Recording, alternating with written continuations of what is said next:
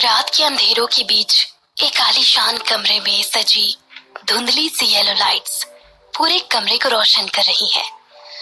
तन्वी एक बड़े से क्लासिक स्टाइल बेड पर बैठे अपने नाइट गाउन के एक सिरे को अपने हाथों में पकड़ी हुई है।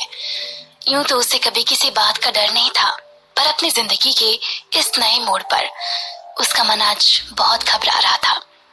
वो बेचैन होकर कमरे की दूसरी ओर देखती है, जहां से बाथरूम में बहते पानी की आवाज आ रही थी, जिसे सुनकर उसके दिल की धड़कनें और तेज हो रही थी। तभी बाथरूम का दरवाजा खोलकर विद्युत बाहर आता है। उसके लंबे कद और डैशिंग पर्सनालिटी के आगे वो आलीशान सा कमरा भी छोटा नजर आने लगता है। विद्युत को देखते ही तन्वी का दिल जोर से धड़कता है और वो घबरा कर बिस्तर से उठ जाती है। आज ही दोनों की शादी हुई है और सामने खड़ा इंसान उसका पति है, जिससे वो पहली बार मिल रही है। विद्युत एक सफेद बाथरोब पहने तन्वी के सामने आता है। उसके बाल अभी भी गीले थे।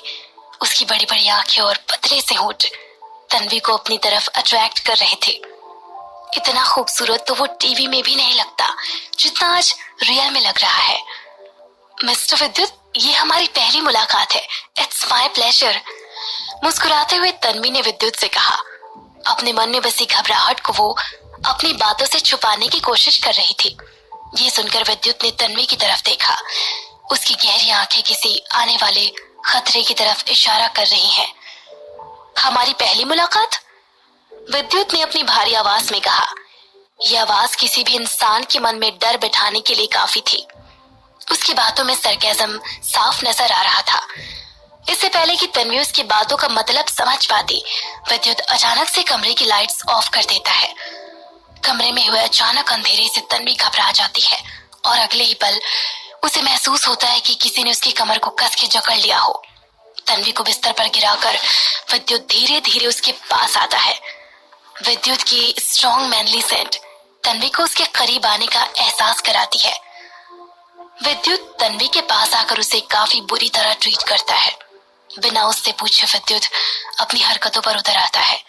यहाँ तक कि वो तन्वी को हाथ लगाने से पहले उसकी रजामंदी भी नहीं पूछता। उसकी हरकतें देखकर ऐसा लगता है जैसे वो अपना पूरा जोर तन्वी पर आजमा रहा हो। शादी की पहली रात है। विद्युत का ऐसा रवैया देखकर तन्वी को ऐसा लगता है जैसे उसे किसी बात की सजा दी जा रही हो। तन्वी चुपचाप उस तमाशे को सहती रही है। कुछ देर बाद विद्युत के रुकते ही तन्वी बेजान सी होकर बिस्तर की दूसरी तरफ लेट जाती है। उसका पूरा शरीर दर्द से टूट रहा है। उसके शरीर में अभी उस आदमी की महक आ रही थी, जिसने कुछ देर पहले प्यार के नाम पर उसे कभी ना भूलने वाली एक बुरी याद दी है। विद्युत के उस बर्ताव में ना तो प्यार का एहसास था और ना ही पहली मुलाकात की नजाकत।